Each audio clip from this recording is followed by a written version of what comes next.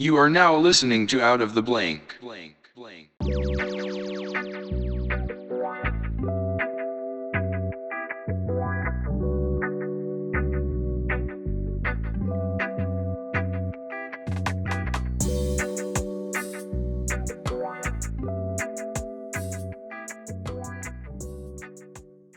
welcome to another episode of Out of the Blank podcast. I'm here with Matthew Soall. Thank you very much for having me. This is the first time I've been a guest on another podcast. I've been podcasting for about 4 years now, so this is quite a treat for me. This is your first time? Very first time actually doing an interview. I've done interviews where I'm the host, but I've never had the opportunity to come onto someone else's podcast and just shoot the shit. Yep, we call it conversation, my friend. Conversation. Now you're from Australia, so I have to ask you, like I ask everybody from another country that's on the podcast, why do you guys drive on the wrong side of the road? I mean, I always like to counter that question with, why do you guys still use the imperial system instead of the metric system? And I say because we're Americans. It's funny because every time I say that, they always go, no, you drive on the wrong side of the road. I was like, I just love that that's everybody's same answer. Yeah. One, I'm glad that I could be a little bit different. But I would say that most of the world, we decided on a universal standard, of which side of the road we're going to drive on. And I think in typical American independent spirit, and that's what I like to call it. Yeah, the American culture has this really this spirit of independence about it. You guys were like, no, we are absolutely going to go on the other side of the road to the rest of the world. So you smartened it up. We're really just trying to do things a lot harder than we should be. That's the American mentality, is we can do a lot more things that are, like we say, World Wide Web is faster than saying www, but people still say www. Yep. Why? Yep. Well, what's the point? See, this is the problem, actually, and I have to ask too, because I'm an Australian. Are we allowed to swear on your podcast? Fuck yeah! Excellent. All right. So the problem with a foreigner trying to give any commentary on American culture is that there's going to be one issue, and that is for a lot of people, they're going to be listening to it. And it's basically like, you don't belong to this country, you don't have a say. You don't belong to this country, you don't have a say. And it's just going to go round and round and around. I mean, right now, I don't know how much international news that you get, Robbie, but we get so much international news here in Australia. I almost feel like we're currently experiencing the turbulent time with you guys. Yeah, I get a couple of people from Australia I've podcasted with. They get different warped views of what America is. I had one person sit there and tell me, "You guys have a gun problem. It's just guns everywhere. Everyone's dying and getting shot." I'm like, no, the media only shows the cruelest aspect of what's going on. This stuff has always happened here, but it's just getting highlighted with a different resource that's so available now, such through social media outlets now. The news never wants to focus on anything good. That's not what's going to get views. People want to be aware of things. We don't really have that much of a gun problem. In certain areas, there are some issues with guns, but it's just like in Australia. You guys have a lot of guns too. You guys pass laws and stuff too, but you guys still have about as much of a gun problem as we do. It's just the concept of you're seeing it all played in through a screen and a showing of it. You're getting a bad view of us. The same reason why when I very first podcasted with someone from Australia named Zach Bryers, I go, so is everything in Australia, can it kill you? And he's like, no, mate, it's not like that at all. There's things like great white sharks that I'm afraid of, but that's only if you go out past like a certain point in the ocean. It's like if you're looking for danger, there will be danger, but you don't face it on an everyday basis. I totally agree. There's one of the popular misconceptions, and I obviously like where I come from when discussing gun violence in particular. Like, it's an interesting topic. It's worth having a chat about, especially because of our cultural differences. So my podcast, Weird Crap in Australia, which is where you came across us in the first place when you saw our social media posts on Instagram, we've looked at the gun violence problem in Australia post gun law reform and pre-gun law reform. The concept that I think a lot of people have, a lot of Americans have, is that there aren't guns in Australia, which is completely incorrect. We actually do have a lot of firearms in Australia, probably more than most Americans would think we do. The difference is that our regulations are a lot tighter. Yeah, I We know exactly for your I think it was you guys have a president or have prime minister. yeah, So the prime minister banned those. I think in a certain city. Is that correct? So what happened was, and we cover this on one of the episodes of the Weird Crap in Australia podcast, where we talked about a massacre that we experienced. It was called the Port Arthur Massacre, and it was perpetrated by a deranged lunatic. His name was Martin Bryant. Now, he ended up killing the most people that had ever been killed in a massacre up until that point. In the last 2 years, over in America, you guys have actually taken that record from us, which is all of it's tragic. Like that, that's not a good thing at all from any perspective.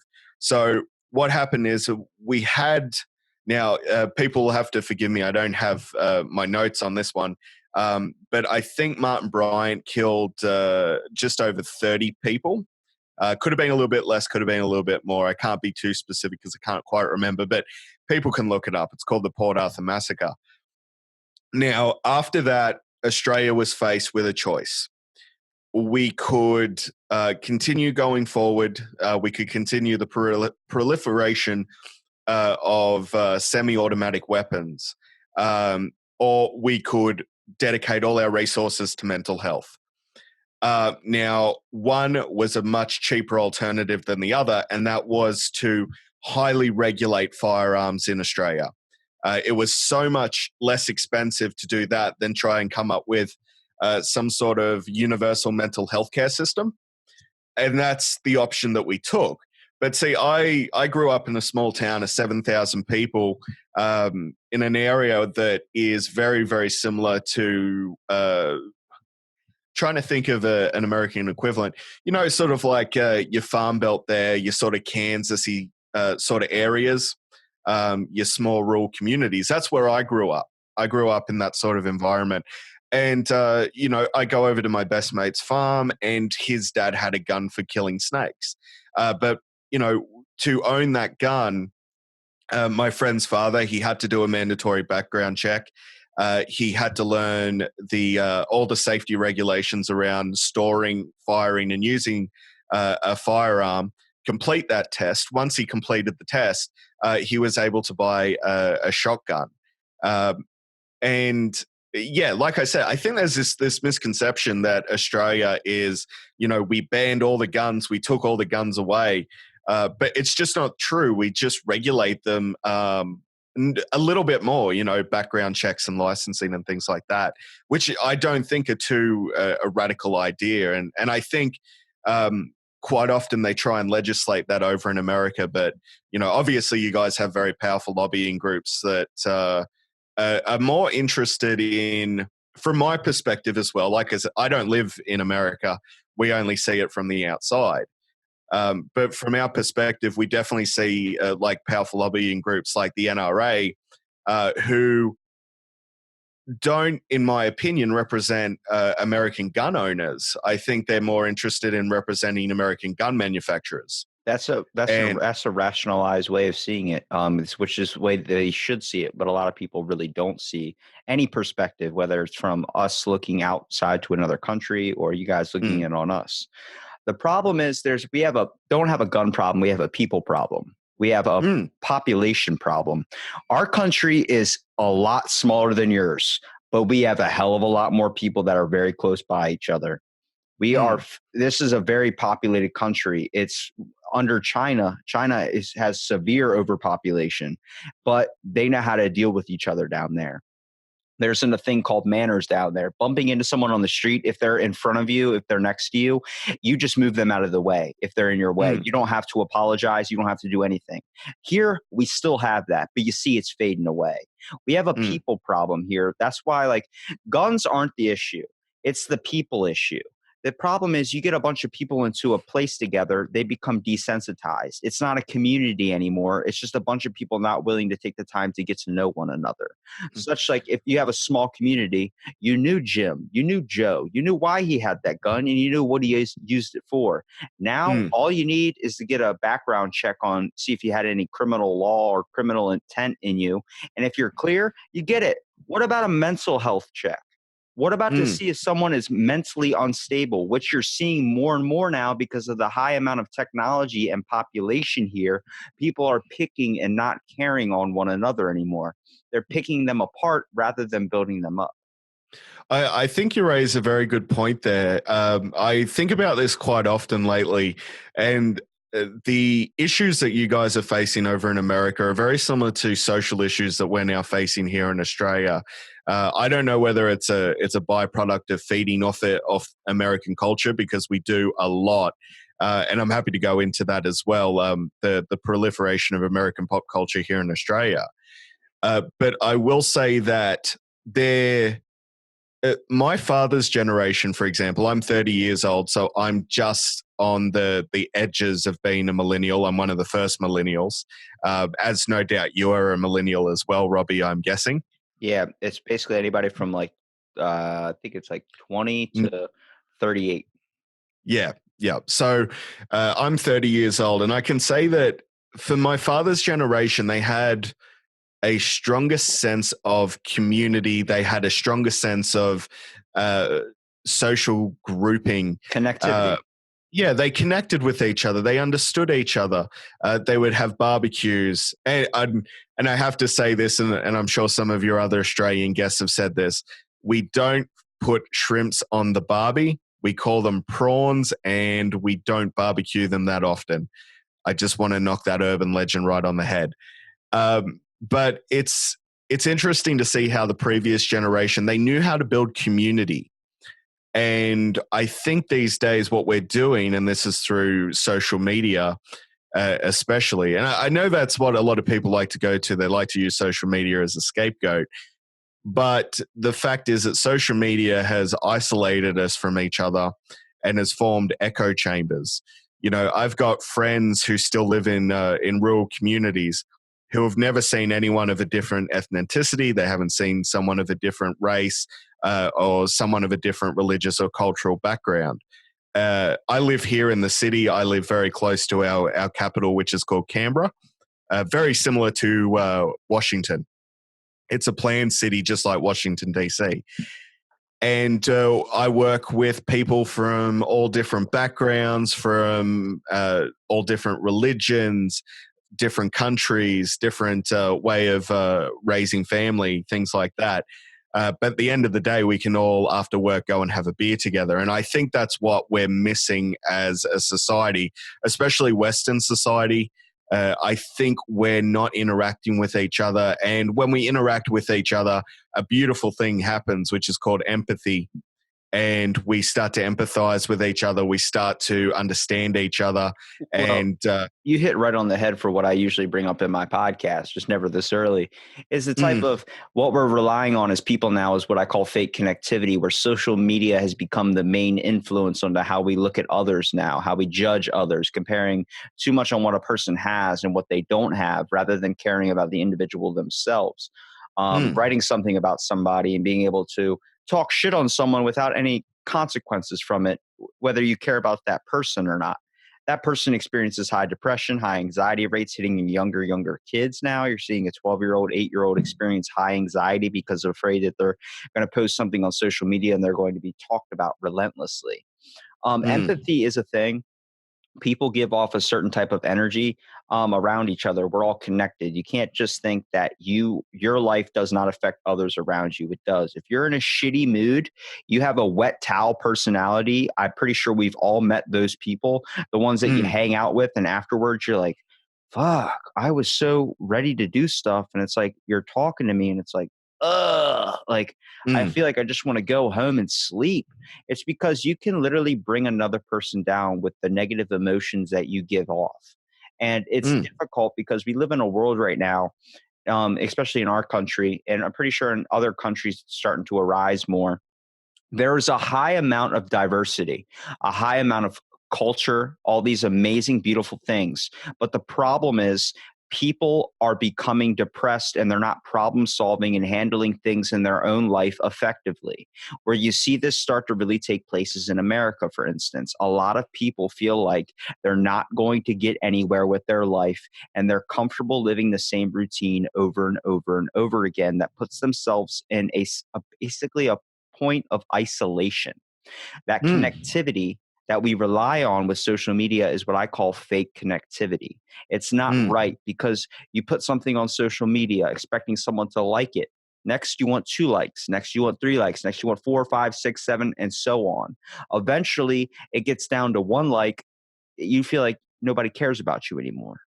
mm. That It's same, well, that same feeling to be given back in the day before technology was, but it was given by someone that loved you, someone that cared about you, mm, a friend, a family member. That was actual connectivity where you wouldn't feel depressed for that long afterwards. You would feel great. You would be good for the next month, maybe the next couple of months. But now we rely on fake connectivity. It only lasts a day, maybe a couple hours until you need to post again. mm. And it's one of those things that is highly addictive as well. I would say one thing I nearly caught myself doing as well. Like I mean, you're up to in your podcast episodes, Robbie. I think you're up to what 172 released episodes. 183. My God, like that's a long. So Well, you've been podcasting for a couple of years. now I've been podcasting a year. Wow, your productivity is insane. Well, like Uh, this by I think probably by tonight, like you'll see 184 tonight, but I post a new one, sometimes two every single day, depending on the length of that episode. Mostly because I record a lot of these, like these aren't live, so I record a lot of them on my days mm, off. So I can always make sure that I can post a new person, a conversation with them every single day. Um, wow. it's like for me, I've been up. I'm an insomniac. I'll lose sleep to get a podcast because I'm trying to give and show people that the world is, you don't need to isolate yourself off anymore. We can take an hour just to conversate with someone nowadays. I've heard people that I've talked to that go and do that even more in their life now after a conversation with me. And whether they truly do that or not, that's up to them. But I have a friend that I met through podcasting. His name's Mike Lando. He incorporated with his kids the one thing I said to do: just shut the phone off at the fucking dinner table. That's all you got to Yeah. do. Yep. Connect. That Yep. family that used to eat every single night together, 7 nights a week, does it 3 nights a week at the most. And it's only for shoving food down their mouth real quick and then up into their room watching Netflix. He told me he incorporated that, sent me a picture of him and his family playing board games for 2 hours after the Mm, dinner, just deciding to enjoy yep. that time with each other. He goes, we do it every Sunday, every Sunday. And that's because of you. And I said, I appreciate that, but don't say it's because of me. You have the tools to do your own shit.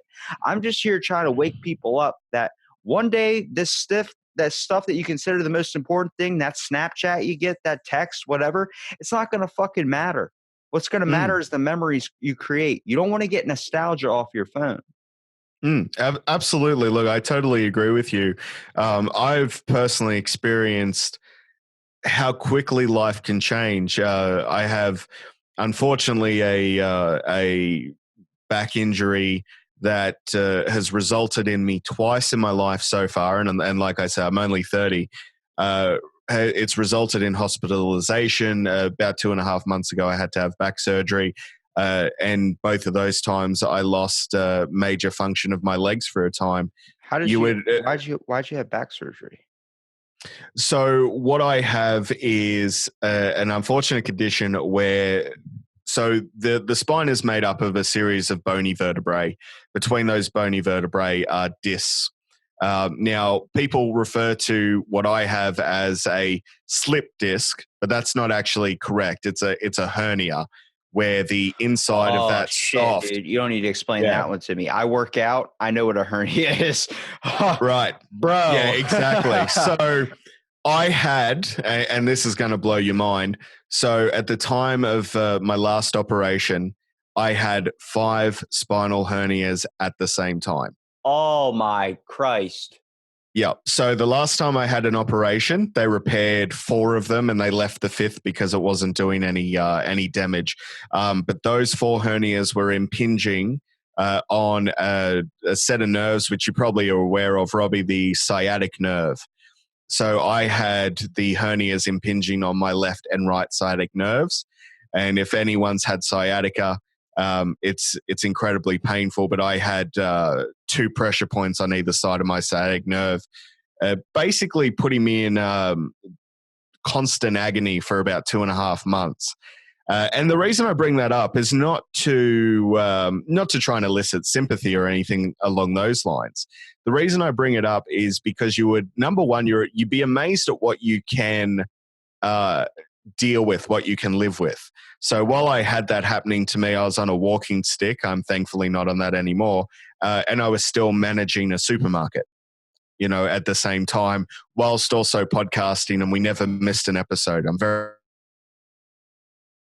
very, very proud of that. Even, when I had to go in and have surgery, we recorded enough episodes so we didn't miss a single week, which I was very grateful for. You weren't recording on that hospital bed? No, I wasn't. I prepared. I was like, okay. Hey, we got episodes to release, doctor. If you're doing spinal surgery, give me away for this one. You're just sitting there screaming into the microphone while he's digging into your back. Yeah. I could have given everyone a play-by-play on my surgery. He's pulling out section vertebrae 42 of BL. Dude, I swear your back, they number it like a bingo board. B42, we're going to pull out B42. It's like, what the fuck? Where am I calling out bingo?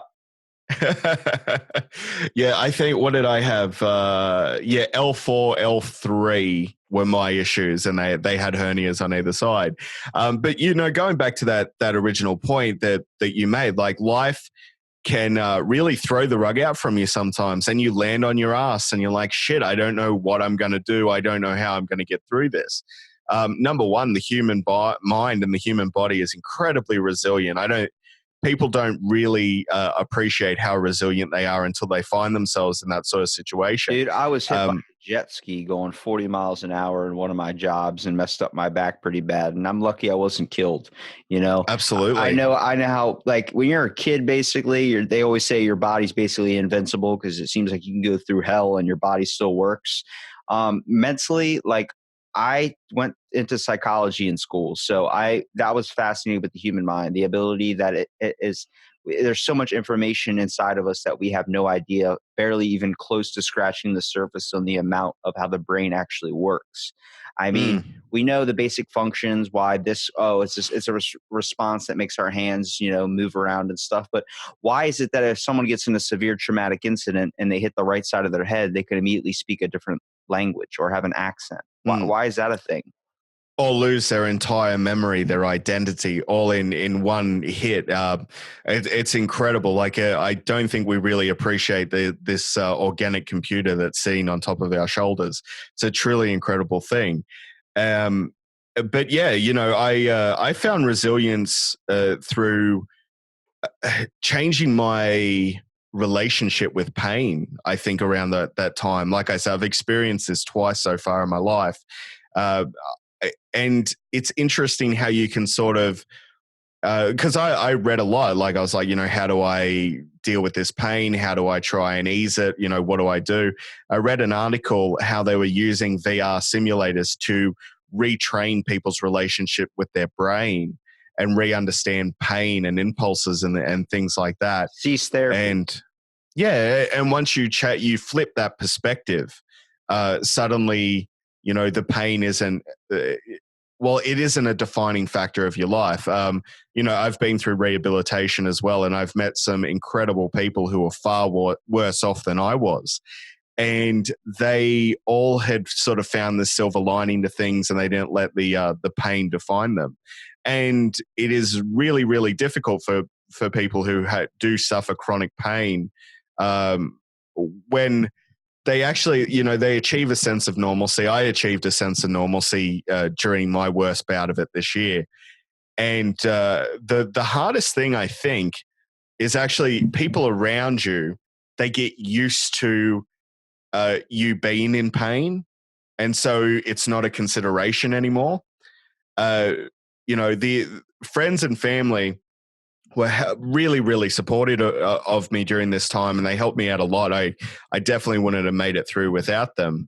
But for the majority of people, they get used to chronic pain sufferers relatively quickly, and they sort of forget you're in pain.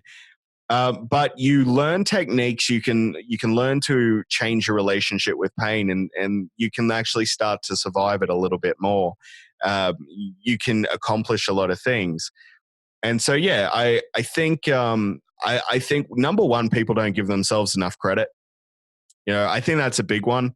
People don't give themselves enough credit, and like you say as well, people are losing these social contacts, this social construct, and it's leading us down a rather. I think collectively for humanity, I shouldn't laugh at that, but I kind of do. But collectively for humanity, it's leading us down a very dark place that I don't think people are quite prepared for where it's going to end us up. One of the things I love, and you being American, you would appreciate my love of this, is comic book superheroes. I grew up on Batman. Even here in Australia, we got Batman the animated series at the same time you guys did. I fell in love with those sort of characters. I've noticed that the nerd communities, the pop culture communities, be it Star Wars, DC Comics, Marvel movies, you name it, there's a fandom for it. I've noticed that as they are disassociating more and more with society, more and more with disassociating from those old societal constructs, they're forming their own sort of strange belief systems within their pop cultures. Once upon a time, we used to just enjoy a Star Wars movie. Oh, look, there's a movie with an angry dude in a breathing mask, and oh, there are these funny droids, and this is kind of interesting. And now, if you make a bad Star Wars movie, people lose their fucking mind. It's because we adopted this love for them now. As we believe in them so entirely. It's like if someone told you it was attacking your religion now. Religion's not even becoming as powerful as it once was. It's because people are finding so much different things to be attracted to now and have belief in. People rely their whole life on. My buddy, Mike, who he does the family dinners on Sundays with his family because of something I said. He owns a Sith Talkers podcast about nothing but Star Wars regalia.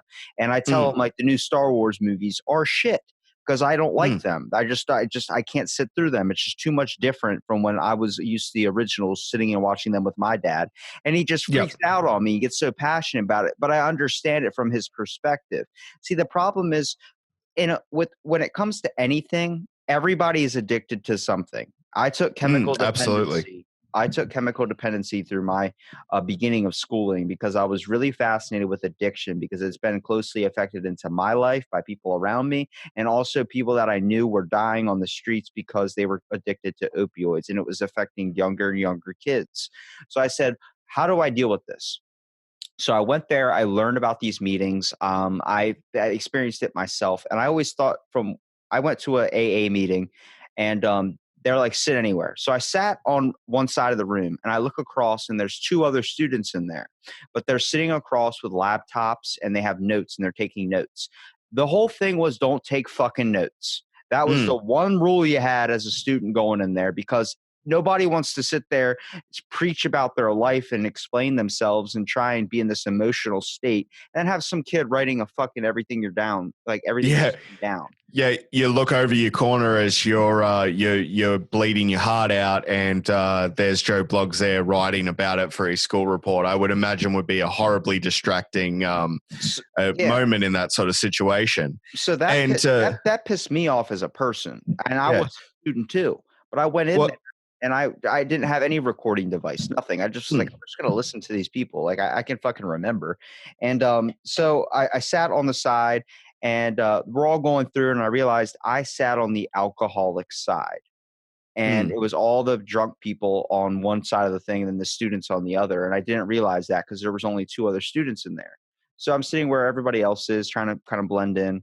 And they're like, everybody's going down the line saying, oh, I've been an alcoholic for this long, but this, I'm recovering and all this. And then they go to me and they go, so how did you get into being an alcoholic? I'm like, what? I'm not an alcoholic. I'm just here I'm a student learning the meaning. Well, why'd you sit on the alcoholic side then? You told me to sit where I felt comfortable and I sat here. And they go, yeah, but why would you feel comfortable over there? Most people are steered away from alcoholics. First of all, I have two reasonings for that. One, I've had that influence in my life from family being alcoholics. I understand what that is, and I've never felt uncomfortable around people. I've always been uncomfortable in my everyday life.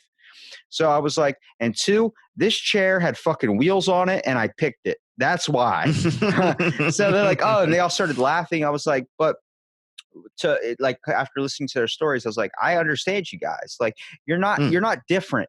You're struggling with something. We all struggle from something, whether it's food, whether it's working out, whether it's, anything. You can do too much in excess. You're just a person that's trying to fix a hurt. You have a hole you've been trying to fill. Everyone is like that. We have a social hole we need to fill. If you're not talking, you played the game Sims, I'm sure. Yeah. Back in the day. Yeah, absolutely. The social skill, it drains slower than all the rest. Food is more important. Showering is more important. All these other things drain faster.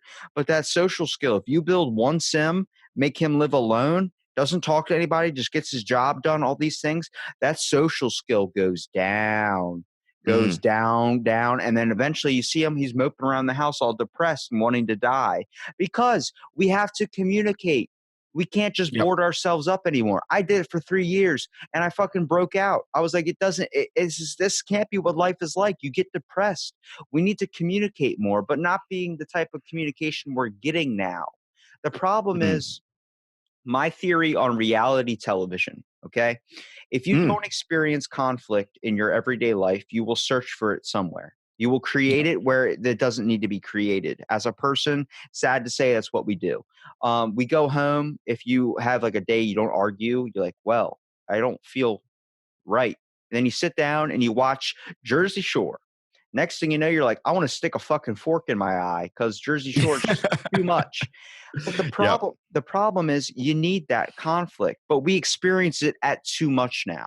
Now it's when you say hi to someone, or if you even are afraid to say hi to somebody, they just go, what? Why are you waving at me? What do you want? It's like, what? I just want to say, how is your day going? Don't get me started about my day. It's like, holy shit, I did not need this. Like, I just want to know, are you okay? How are you doing? Cool. And now we just give a default answer where you say, hey, hi, and then you guys keep on walking. If you say hey past me in a store or at my work, I won't say hey back to you. And if you're still walking, they're like, I said hi.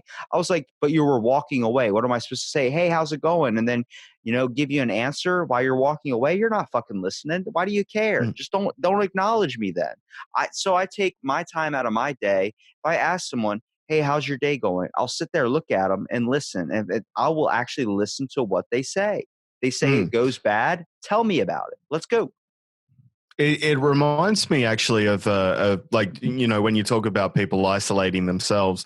Recently I've experienced this from a friend of mine, a very close friend of mine, for many, many years. About 11 years we've been quite good friends. He was even one of the best men at my wedding.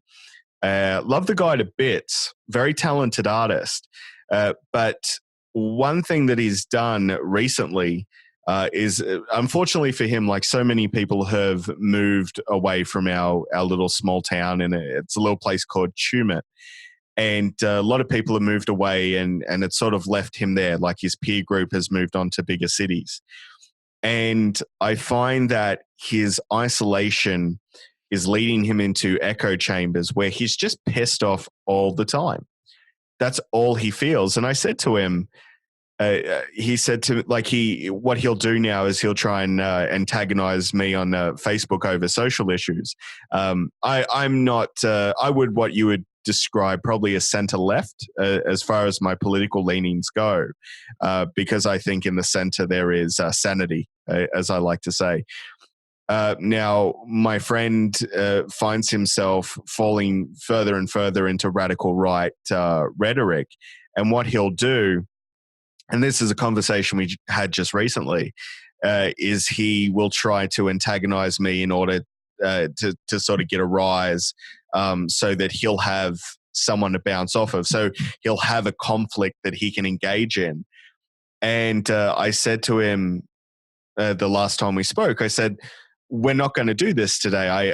I'm happy to talk to you about whatever you want to talk about. If there's a video game coming out that you want to talk about, or a film that you're excited about, or an art project you're working on, I will talk to you about any one of those things, but I'm not going to discuss politics today. I'm just not in the mood to do it. And he said, well, this is what we always do. And I said, no, this is what you've chosen to do, because there's something missing, because there's no social interaction. You're not being creative. You have no purpose. And so you're taking that frustration, you're finding a target for it. And all I am now is a sparring partner. And I said, look, back in the day, what we used to do is we used to talk about writing projects that we'd put together, or comics, or we'd go for a walk for an hour and a half and discuss philosophers like Nietzsche and things like that. And unfortunately, very sadly, with this friend, he sort of lost that creative spark in lieu of a social media echo chamber and all it does is just make him angry all the time. Well, it feeds your demons. You have these things. Everyone has a demon to them, I believe. I believe everyone's got something inside of them that they can't control, whether it's an inner voice, such as your self-esteem, telling you you're a piece of shit every day. That gets amplified because we live in a world where you compare everything off of somebody else. You compare, oh, that person looks like this. I look like shit. Oh, this person looks like that. I don't have this. I don't have that. I don't have.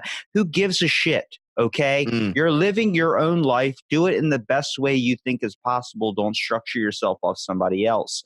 But what happens is this connectivity, this default talk, it's always when you strike up a conversation now, people introduce themselves like this. My name's Jim. I'm a Democrat, and I'm a Capricorn under the Aquarius sun of the third moon. You're like, what the fuck are you telling me? What is it? What you're a Democrat? That's the first problem. Why are you telling me your political belief?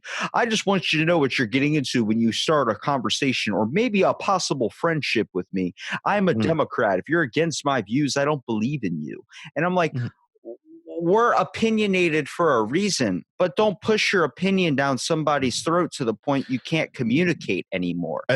Especially on that first meeting, the first discussion, immediately going, look, these are my political views, join me or die, which it's a attitude. And this is something that most people, I don't think consider, whether you're a Republican, a Democrat, left or right, everyone can be an asshole. And that's what I think a lot of people are forgetting these days. I was talking to a couple of acquaintances of mine not too long ago, and they are very hard left. They're extremely hard left, and they were talking in very violent terms about what they would do to people on the far right.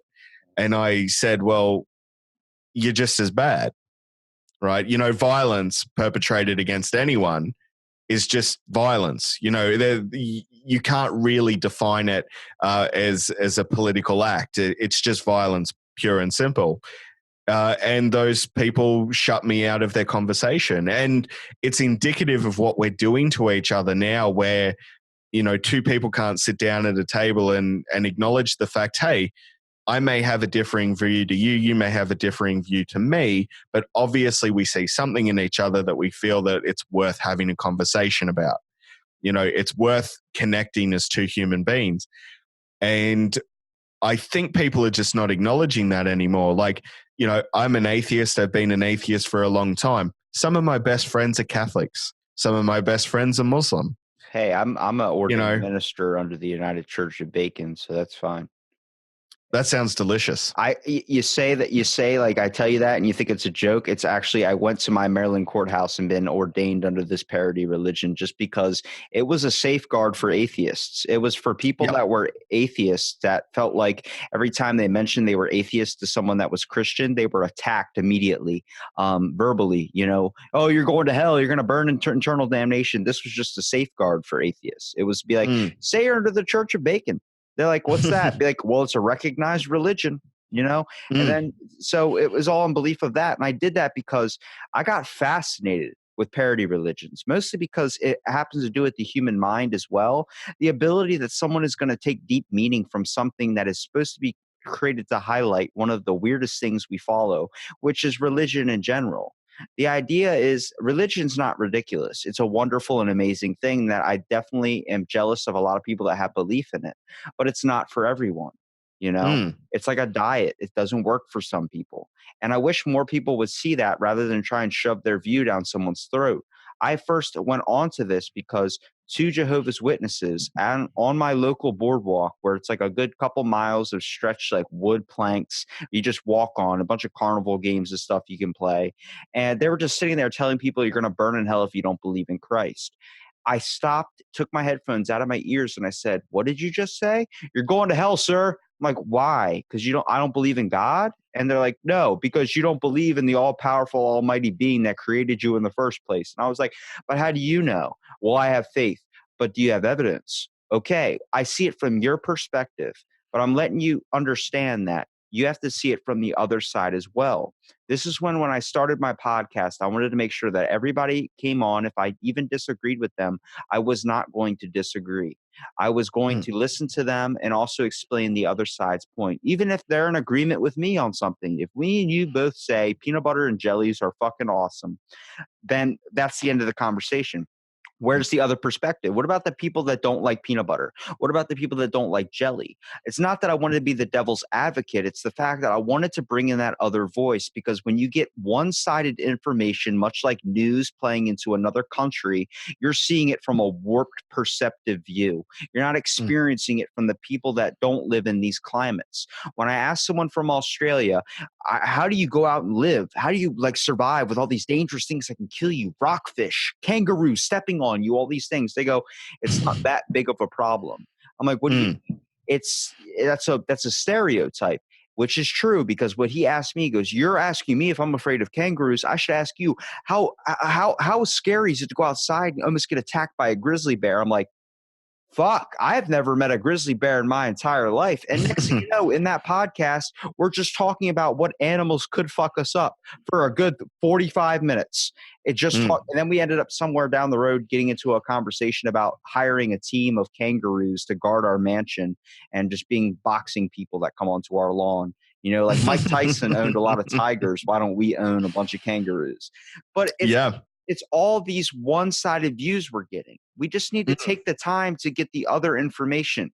When someone says their political view and they say their thoughts on something political, how did you get those? Well, I got all my information. You got your information from one source. You got your information from a sided outlet. Did you take time to look at the other side's information? No. Okay, so any type of things that someone explains on their political view is just a view of somebody else's that they got. There you go. That's what political views are. Your political view is all information you got from somebody else. Yep. Yeah, look, it's one of the biggest problems that we're experiencing now. I worked for a company here in Australia called Fairfax Media. Fairfax owns a lot of the big publications. They're rivals to Murdoch Media. Murdoch's, they own Fox News over in America. They own a lot of major publishing newspapers here in Australia. Most people don't know this, but Rupert Murdoch is Australian himself. He's unfortunately one of ours, so I'm sorry about that. We didn't intend on helping create Fox News with one of our own, but that's what happens. We didn't mean to release it. We added too much spice to the mix. So, one of the things, Robbie, that you hit the nail on the head is that, okay, if you take a left point of view when it comes to politics, for example, watch Fox News, watch MSNBC, watch, I think CBS. Is that another one? I'm just trying to remember all your news outlets, but it's one of those things where watch both sides, even if you disagree.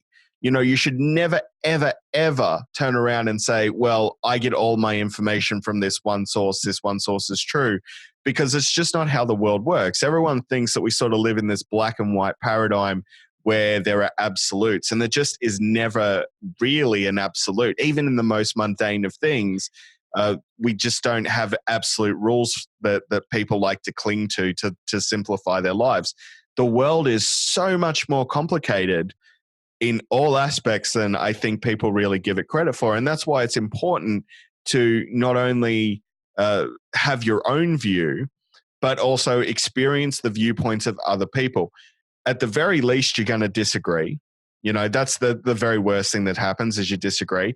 At the very best, you may find something that you like that you can incorporate into yourself to make you a more well-rounded person. You know where I get my news information from? Where do you get it from? Only time I ever watch the news is in my gym, and they don't have the volume playing out loud, so they have the subtitles for you to read. So I'm sitting there on the leg machine, and I'm looking up at the TV. You know how different it is absorbing news when you actually have to read it with fucking subtitles?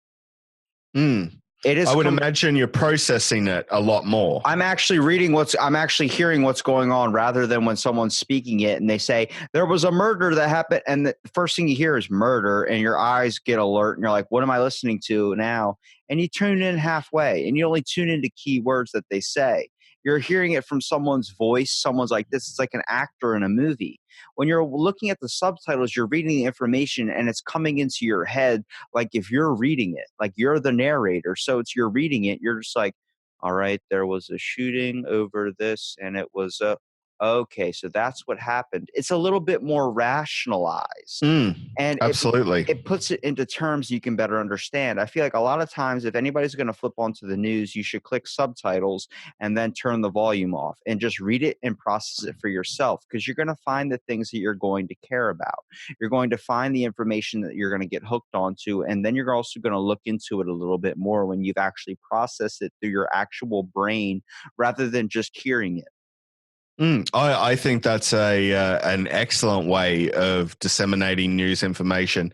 And one of the important things as well to remember about the media is it's a money-making entertainment venture.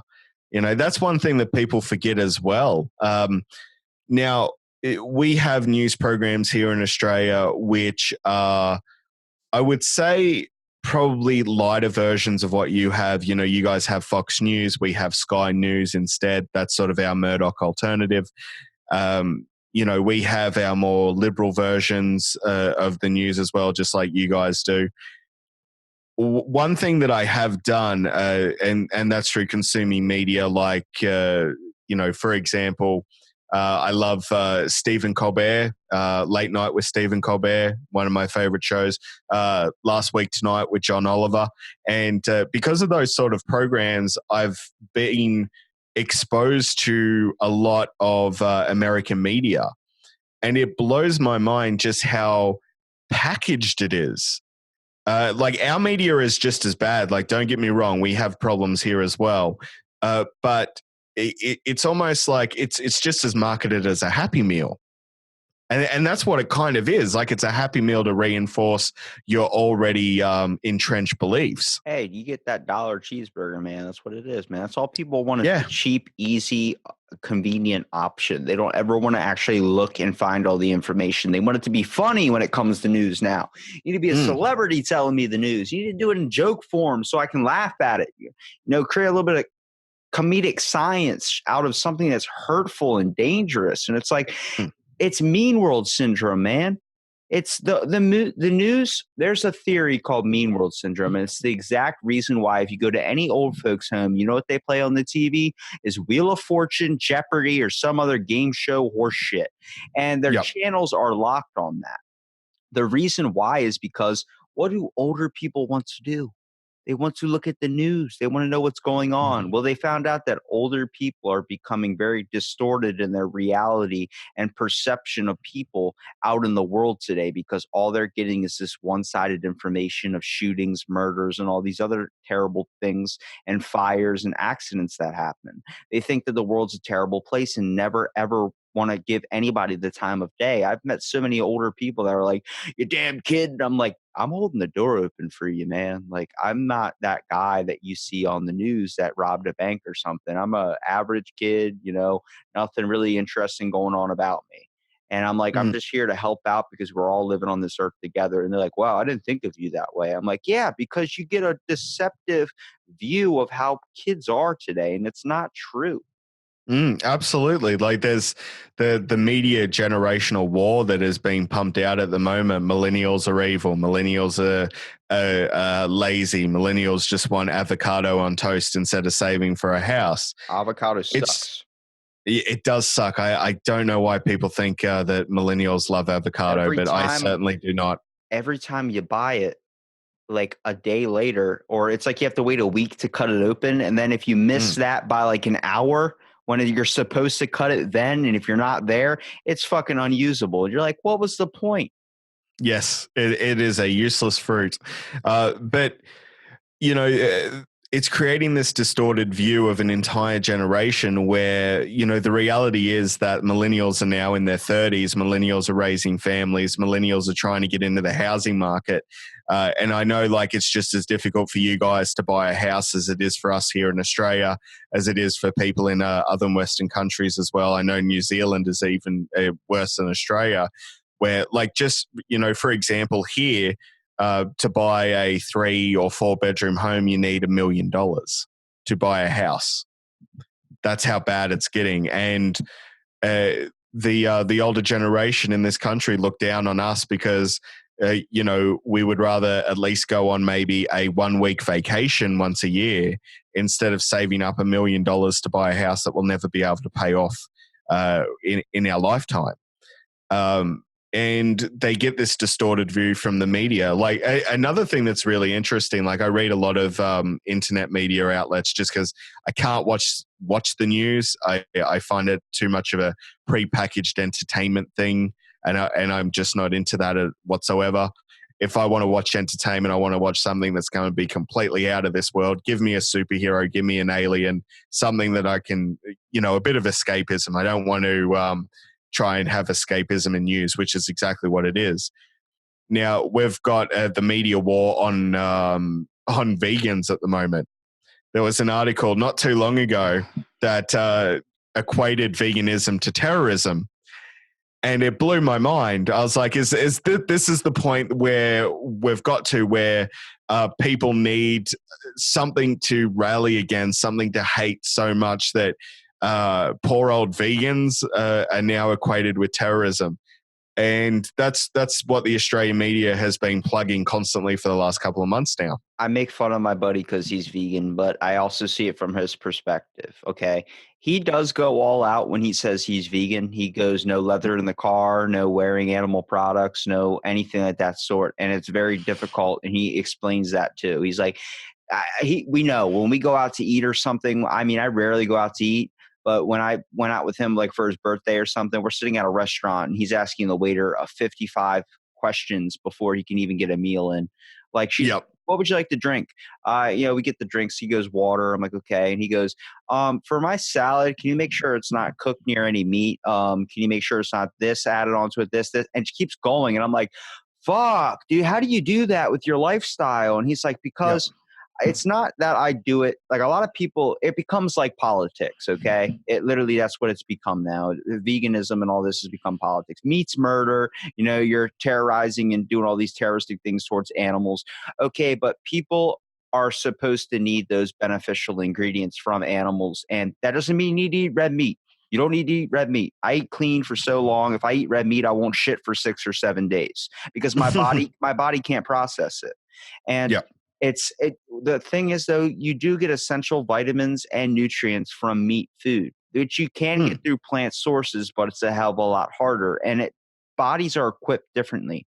My buddy Matt Whedon, who is a vegan, he can eat a lot of plants, But to get his protein requirements, has to eat a massive amount of calories to consume that, an amount of Yep. beans and all these other types of lentils. For me, I can go a nice lean chicken breast with a little bit of salad and get twice the amount of protein he can get and less calories. So I Mm. stay very, very trim and lean. And he kind of has been bulking up recently because that's his body. It's reacting different ways. We have different diets that work for us. You think there's going to be some different lifestyle that someone's going to be able to live? People that get sick off meat. I know someone that's been vegan for 30 years and they just can't eat anything. They can't smell like burning meat. They can't do any of that because it makes them sick. And also, it was a health issue. They started realizing that it was causing major inflammation when they ate meat compared to just eating vegan. It's a good lifestyle change, but nowadays it's seen as a trend. Being vegan is a trend. It's like, no, if it doesn't work for you, don't sit there and go and say that. Because then you get people that are like, oh, I'm vegan. And you're like, what do you know you're eating, right? Yeah, I'm eating pasta. There's no meat in this thing. It's made with eggs. You're already not vegan.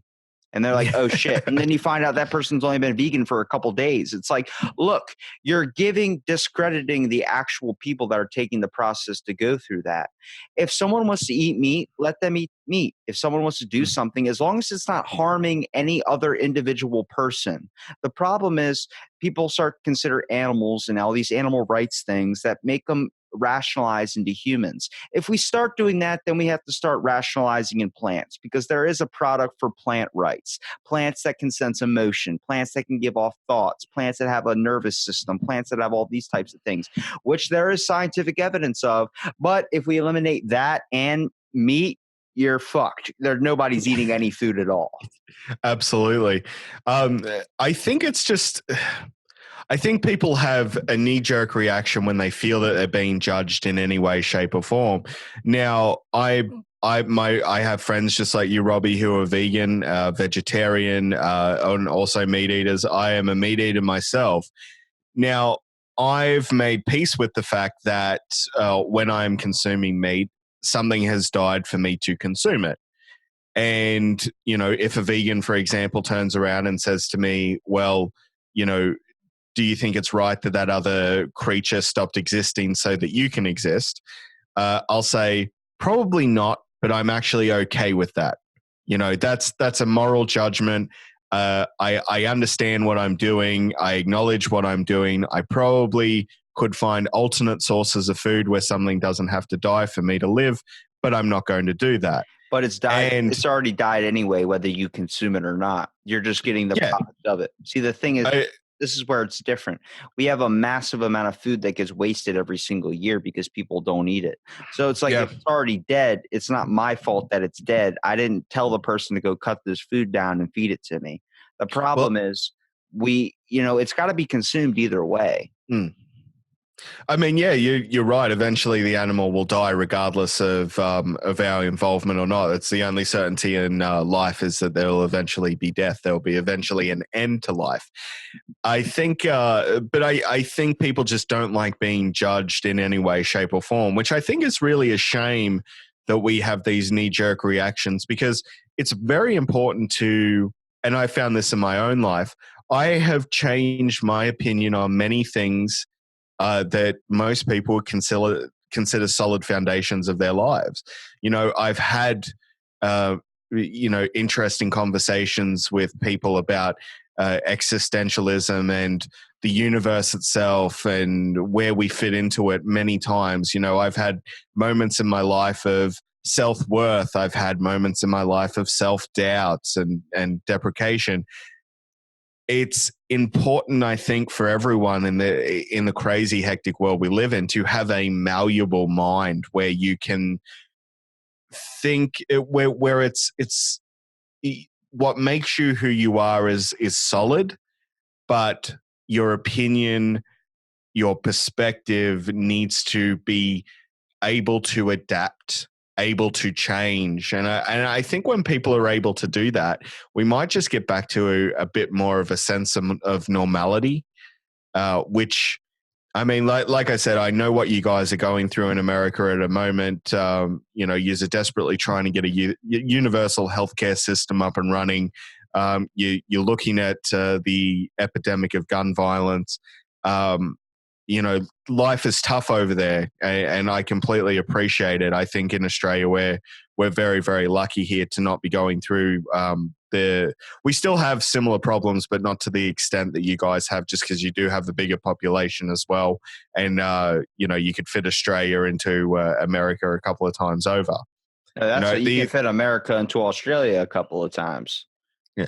Well, the entire population of Australia can live in New York City, where we only have 23 million people. That's the thing, though. America has a lot more people, but your country is bigger than ours by a lot. We can take America, the United States of America, and we can put it in Australia 1 or 2 times. We can do it. We can do that. But you guys have such a population number, which is comparable to one of our major cities. That's correct. Yeah. That explains our overpopulation problem, and that's where you start to see violence occur. Because where you guys have violence still, you guys don't have that much of it because there's not a whole lot of people compared to somewhere that is more violent. Yeah, we're not stacked on top of each other. We're fucking breathing down each other's throats. And it seems like now you're getting homes that are built side by side that are exactly the same and not different in any aspect of it. They're called community homes. They're getting built up all over because we have such a high number of people. And their answer is, well, we'll get rid of the homeless population by building more homes. Okay, there's still homeless people, and we still have a lot of homes that are empty. How the fuck are we not solving this, people? Yeah, it's very interesting, isn't it? But yeah, you are right about Australia too. For example, it may be interesting for your listeners to know, a lot of people think of the outback, right? They think of Australia and they associate it with the outback a lot. That's where I'm going to dinner tonight, is the American Outback. We got literally a restaurant called Outback. There's also Outback Steakhouse, isn't there? That's the one I'm going to. Oh, you're going to that. So you're going to have a blooming onion, right? Oh no, I'm getting the bread, dude. That's all I'm ever there for. They give you this free bread that's like black or something, and it's literally like, just keep bringing the bread. Be like, but what about your meal? This is my meal. What's interesting about the menu at at the Outback Steakhouse? Half that shit we don't eat. Exactly. Like the blooming onion, for example, no one makes that here. Yeah, I don't at all. That's the one thing my dad loves to get is blooming onion. I'm like, I don't know how you eat that, man. Yeah, I'm not sure why that got associated with Australia, but it definitely isn't one of ours. So yeah, you've got the Outback, which is this massive expanse of desert, and you can drive for, 48, 68 hours in one direction and you won't see another human being. That's how open our country is. And, again, it just sort of talks about that perspective. And because of your podcast, we're sharing different perspectives. And I think it's a great idea what you're doing and having these real conversations. They're not produced. You don't have a producer in your ear. I don't have a producer in my ear. We're just having a conversation. We get to share some culture with each other. And I think if more people were doing what you're doing, Robbie, I think that more people are going to be able to see a much nicer side of humanity. I think people are going to find themselves in a much better position in life with a wider perspective on the world. So, it's absolutely wonderful what you're doing with your project. It also rationalizes people too and brings them to a real sense, because a lot of people come on and have a character and acting in a display type of way, but you can't keep up a character in a conversation for an hour and a half. You can't do something like that. So eventually you get to see the character get taken down. And then I'm like, see, you're thinking logically now. You're not that far right guy that hates all immigrants and all these things. You actually are a rational human being to talk to. But no one's going to understand that unless they're having a conversation with you and it lasts for longer than an hour. And they're like, yeah, well, I just try and get my point across. And I'm like, yeah, you get it out across in a very outlandish way for a reason, because you're very in belief of your views, which you're entitled to. But also understand that people that are meeting you are just going to think you're an asshole if you're doing something of that sort. And then we sit there and talk, and I'm like, I'm here getting a conversation, giving each individual person on my podcast a time to talk and just have a conversation. You don't have to be interesting to be on it. Everyone's interesting in their own way, but your job description doesn't make you interesting. None of that makes you interesting. We all have stories to tell, conversations to have. My only duty is to make sure that I can give you the time to just have a conversation, because I can't make any inference, any type of knowledge on anything if I haven't truly understood it from the other person's perspective. Absolutely. I 100%. I agree with that. And, it is also nice to be able to jump onto a podcast and not to have to rattle off, some sort of resume before I even get started. We were able to just jump into that conversation. I had someone do that to me. They started telling me, my name is this, and then they started giving me like a list of their titles and degrees. I'm like, I just sat there laughing the whole time. And like, is that not enough? And I was like, no, I'm like, I don't care what you do, man. I just want to have a conversation with you. Like, yep. It is selfish in my way of kind of trying to just have conversations with people, but it's only expanding my knowledge as I've been going into these. I mean, I've probably had over 230 something conversations with people, and they're all, I remember each one of them frequently. I have episodes 2 posts that are going to go up that I'm excited for people to see, but like, they're just conversations. You could ask, when did you say that in your podcast? I'm like, dude, you have to go fucking find that one and look it up. I could tell you the episode number, but I couldn't tell you what else was said, because I find I listen to them sometimes and I'm like, whoa, how did we go from that to that quickly? Like, it's just funny, and I laugh at it. And everyone that's been on it has always sent me good feedback about it, loved it. And that's what, honestly, why I keep doing it, because I love meeting these people and seeing what they're doing with their lives and watching them grow. And also, they're real people. They're not what we would call celebrities. They don't have this glorified aspect where they seem like trying to get in contact with them is just going to get shot in the dark somewhere. No, they're average, everyday people that have something truly interesting about them that makes them above average. Well, that is the one advantage to our new society, our new technological society, is that the ability for people to share their stories, to engage in this sort of, I mean, fuck, it's still amazing to me, and people probably are getting a bit blasé about it. But right now, you and me, we're producing something that other people are going to listen to. You're currently on the other side of the planet in a different time zone, and we're able to communicate instantaneously and see each other to communicate, which is just incredible that we can do that these days. And that's one of the things I love about the podcasting medium, is that there are no rules, there are no regulations. You produce something that you want to produce. I've been producing podcasts for about 4 years now, and up until recently, Weird Crap in Australia, which it was interesting when we put it together. If you don't mind me talking a little bit about my show and that sort of stuff. Go ahead, dude. I was going to give you here a minute at the end to kind of plug your own content and stuff, dude. Yeah, I'm not too great at, okay, some people say I'm good at self-promotion, but my self-promotion is merely I'll take someone's phone and be like, hey, this is how you subscribe to my podcast, and I'll subscribe them, and then I'll hand their phone back, which is my form of self-promotion. That's better than what I do, dude. Mine's just, it's out of the blank. Look it up.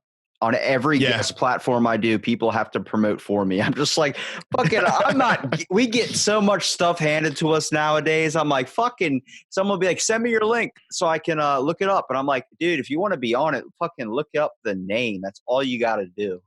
Yeah. That's why I think we picked the title of Weird Crap in Australia, just because we didn't want to explain it every time what we were doing.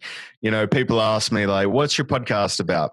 It's called Weird Crap in Australia. It's pretty, what the content is in the title. But yeah, I started producing podcasts because I worked in community radio.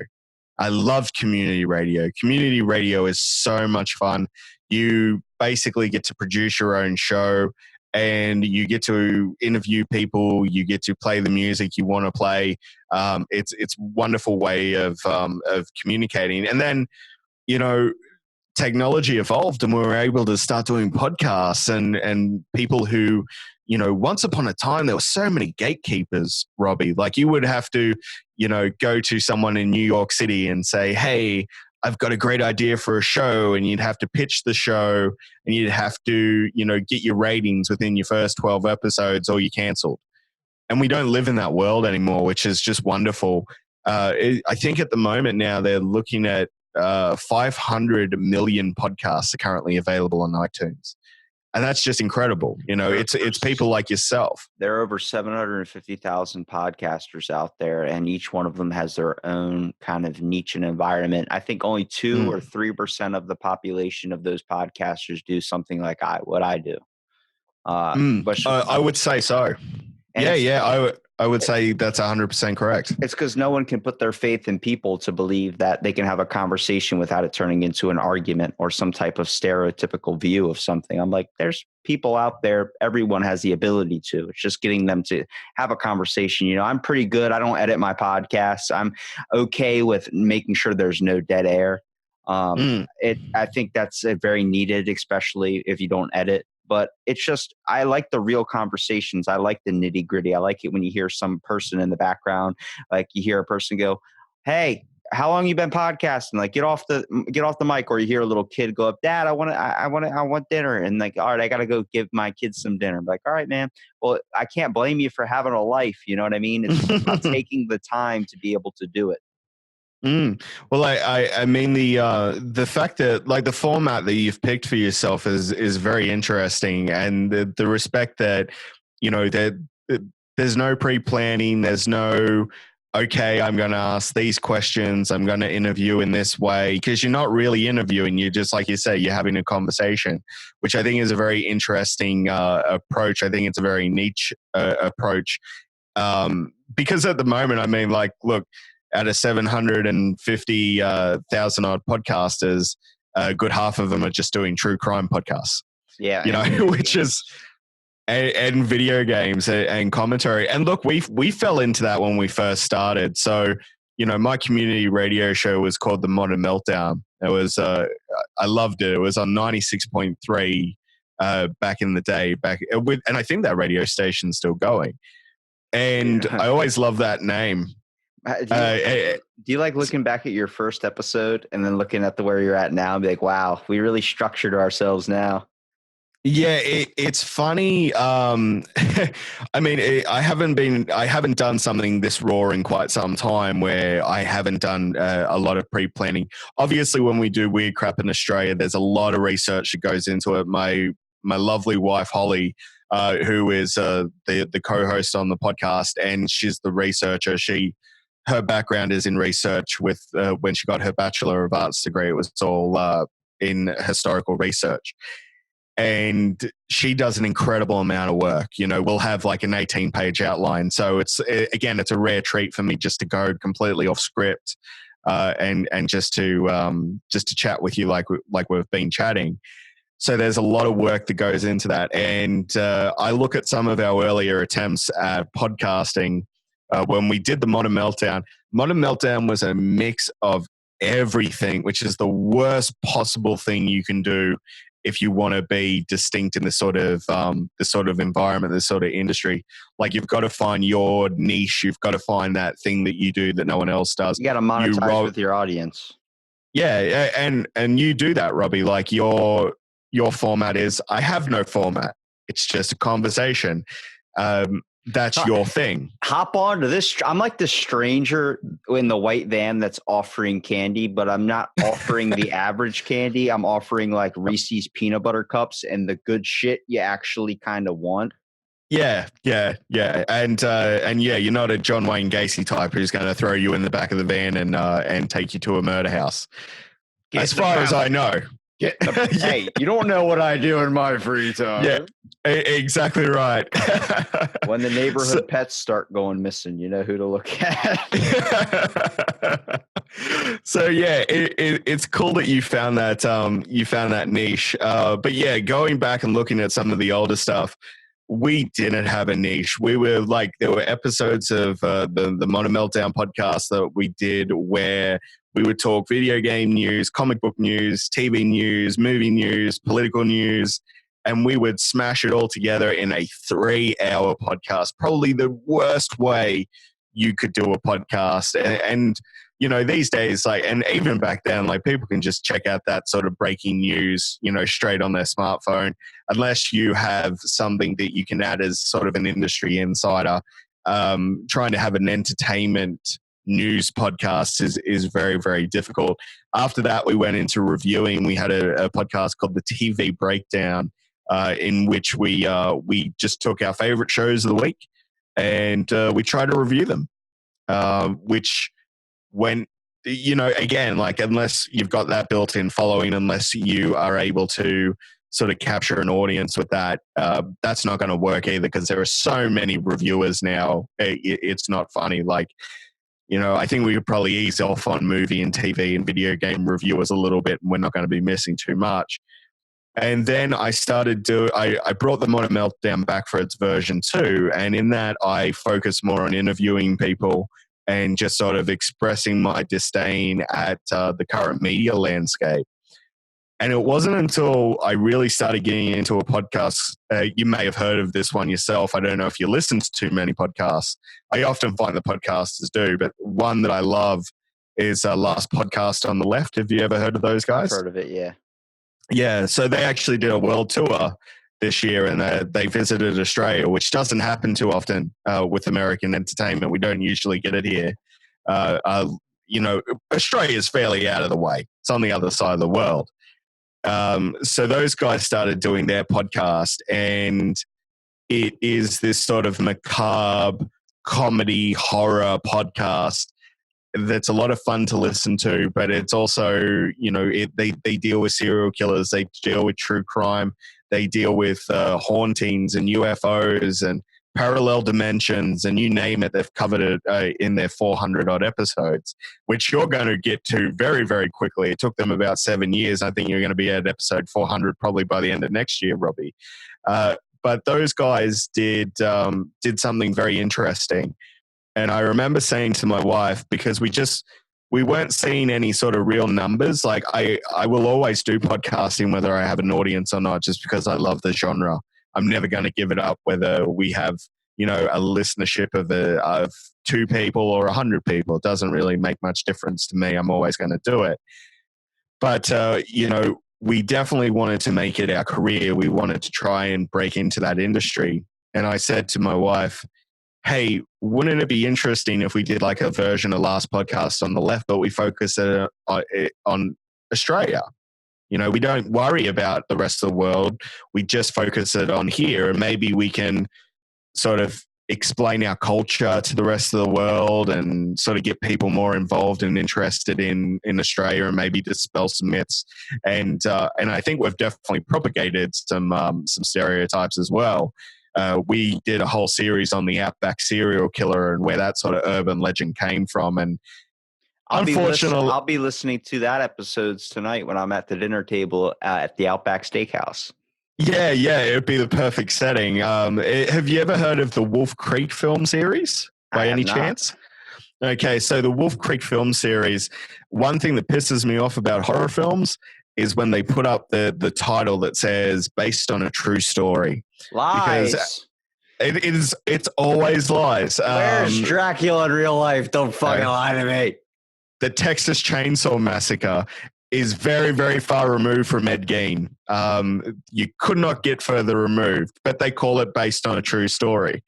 You know, so we looked at the Wolf Creek series, and unfortunately we found about 5 real world Australian examples that influenced the serial killer in that film, which terrified us. Now, you know, I said to Holly, maybe we could do a localized version of Last Podcast on the Left. And she said, fuck no, I hate Last Podcast on the Left. I certainly don't want to create my own version. And so I pestered her because I knew she had the research chops to pull this sort of show off. And she finally came to the table, and that's when we started finding some success for the first time, where, you know, I remember how excited I was when we crossed 20 listeners a week. It's like, oh my God, 20 people are listening to this show. This is incredible. Even one listener can do that for you. Even one. It can. It absolutely can. Like, if anyone, you know, for us being creative and producing something, it's just incredible when one person, enjoys it, or it helps them, or changes them in some way, shape, or form. When we started getting 1,000 people a week, and 3,000 and 4,000, and then we're starting to be listened to over 100,000 times, that was mind blowing to me. And you raised a point earlier about getting addicted to likes on Facebook. And I can tell you right now, that is such a slippery slope to get down, and you can get into it so quickly. I definitely started getting tempted by those sort of numbers when, oh, look, this post has just gotten 150 likes. This podcast has been listened to 1,000 times. You have to be so careful not to get addicted to that sort of, those sort of numbers. Right? I think you should always. The easiest way to sum it up would be to only really pay attention to what you're doing and what makes you important and kind of passionate about going when you're doing a podcast, especially if you start looking at everybody else's view and creating it how you think other people would want to see it, then you lose the true aspect of your creativity and why you started it in the first place. It's all about what you like. If someone wants to sit there and change it, my parents are in broadcasting, so both of them own radio stations, both of them work in there, and they're like, why don't we just give you your own radio segment? No, I'm going to do a podcast. But you could already have listeners and be on the radio. You'd have way more of a following, get there faster, get money, and get a job and all this stuff. No, because I'm going to do this on my own. Why? Because I don't need to put my foot in the door. I don't need to, because once I do that, then you're always going to be able to, first of all, hold that over my head, say, I gave you this. And also, it's not going to be mine anymore. You're going to add stuff to change it. You're going to give me a structure to go off. You can ask this. You can't say curse words. No, my first podcast, we were talking about shitting. My buddy works HVAC. I work in a hotel. I made it a mission throughout the whole entire hotel on all 11 floors, all 265 rooms I think we have. I took a shit in every single room throughout the whole winter. That is one hell of an achievement. I like it. That was the first episode. But like I said, you don't ever want to lose the production. You're going to see the structure change in it. You're going to see it craft into something that becomes something. But you have to have that ground, first of all. And you have to do it every step in your own way. Because if you start to go towards the opinion and view and try and change it to what other people might like, you're going to mess with the original idea. And then when it does get popular, you're going to feel like it's still not yours. Absolutely, 100% correct. The thing that people ask us all the time is like, oh, you've got a lot of true crime podcasts out there. How do you guys compete? Number one, because we focus on a bunch of different stuff, not just true crime. But the important thing is that we're authentic. We are who we are. Me and Holly, we don't change the way we speak to each other when we're doing a podcast. It could easily turn from, hey, you're welcome to the Weird Crap in Australia podcast. I'm Matthew Soall. It could go from that to welcome to the Weird Crap in Australia podcast. I'm Matthew Soall. Welcome. That sort of really producty, sort of gimmicky sort of shit. We don't do that. We have a conversation about an Australian topic, an Australian weird history that we would have if we were just having dinner with each other. Shout out to the millennials with that saying, keep it 100. I've never heard that. So, but is that 100%? Keep it 100 that's what it means. I can't believe you've never heard of that. That's like a big thing. I have never heard of that. Yeah. I died out. It's why you have on the emojis on your keyboard, they have an emoji that's a 100. Oh, okay, right. That's where that comes from. Yeah. Keep it 100. Well, there you go. Yeah, so I would say to anyone looking to break into podcasting at all, keep it authentic.